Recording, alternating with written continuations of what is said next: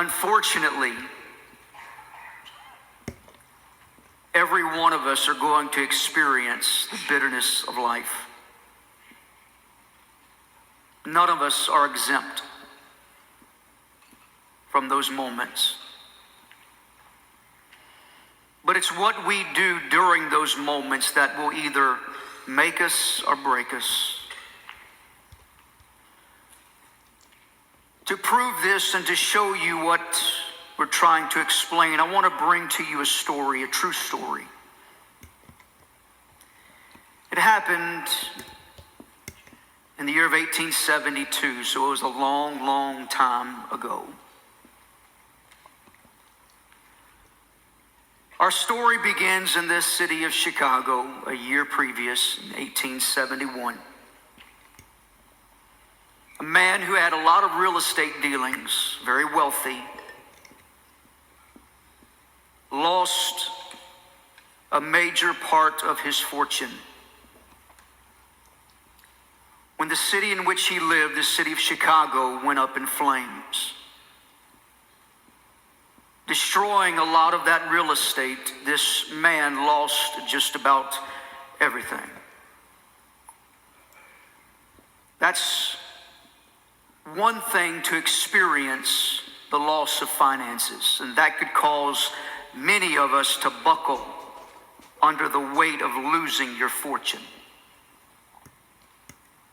But unfortunately, his bitterness did not end at that moment. For a few days later, his 4-year-old son, his only son, died.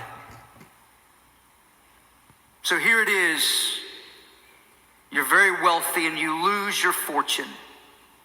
And on top of that, your son, your only son, at the age of 4, passes away.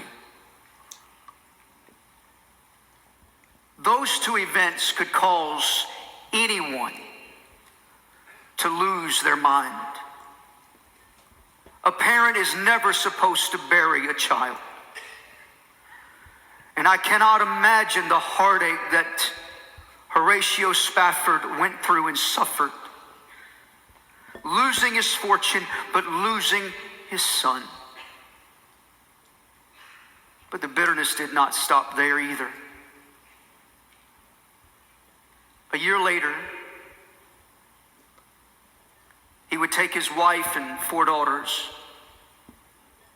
and they decided to travel from the United States across the Atlantic to Europe, to England, to meet up with D.L. Moody and some others as they would travel in their evangelistic work in England.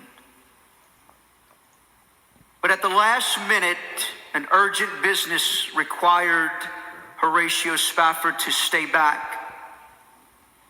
And he watched his wife and 4 daughters board that boat. And he cried out to them with his last words and said, "I'll see you soon." But his whole world was about to be rocked once again.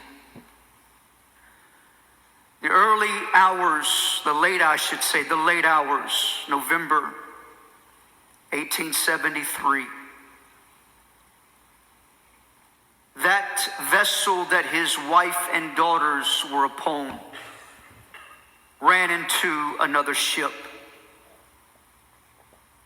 And within 2 hours, that ship was at the bottom of the Atlantic.